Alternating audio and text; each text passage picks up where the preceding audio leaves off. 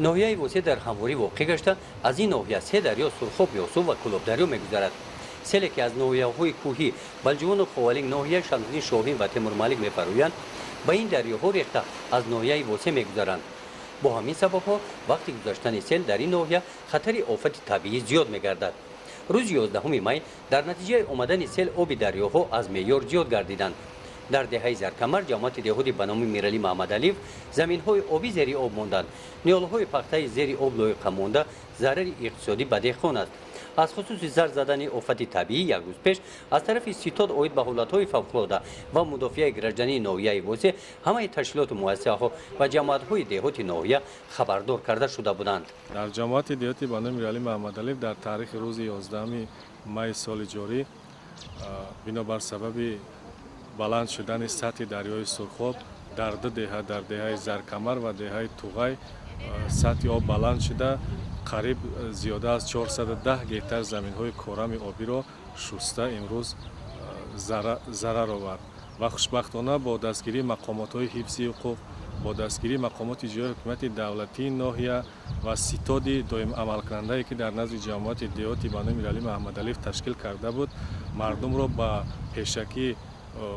پیشکی مردم را برآورده به جایهای بی‌خوف برآوردیم و خوشبختانه امروز یگان تلفات شدگی نیست در حدود جماعت. در برابر این و مردم ضرر هم دیدگی نیستند، فقط ضرر در زمین‌های کشت کار خواجگی‌های دهقانی ضرر جدی آورده شده است. در دهه توغای همین جماعت دهات سیل آب داخل دو منزل استقامتی گردید. یگانه آسیابی آبی از عصر گذشته مانده را سیل کنده برد. ساحل دریا خمزمین است، به شست تیزی آب برداشت ندارد. در این جای ساحل که آب به سوی دهه نرود، پلیت‌ها و این قبرخو را پرتافتند. با همین را در این قطعه پیش راه سیل گرفته شد. در دهه جوریز جماعت دهاتی به نام عبدی عوض نیز در نتیجه گذشتن سیل از دریای یاخسو یک قسم زمین‌های کشاورزی زیر آب ماندند. ساحل دریای یاخسو و دریای سرخاب قریب که 20 سده هستند. شپارهای سالهای گذشته ساخته شده ویران گشته، از آنها بین دریا نشانه باقی مانده است. در دهه جوریز این جماعت دهات حالت امروزه ساحل دریا تشویش‌آور است. اگر سری وقت ساحل این دریا مستحکم کرده نشود، موافق تحلیل‌های متخصصان آب دریا اکوادوک را شسته بردنش از احتمال دور نیست. از این اکوادوک آب دریای 5 به زمین‌های کشاورزی جماعت دهاتی به نام عبدی عوض جاری می‌گردد. زیاده از 1000 گکتار زمین‌های کشاورزی از همینجا آبیاری کرده می‌شوند. در جماعت دهاتی به نام رودکی و جماعت دهاتی به نام خدای رجب فی ناحیه وسه ساحل‌های دریای یاخسو در حالت صدمه‌ای قرار دارند.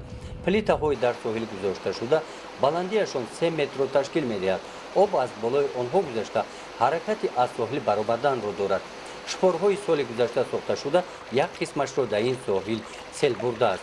نه چندان دور از این ساحل دریا دهه‌های غافل‌آباد و دهه کشر واقع می‌باشند.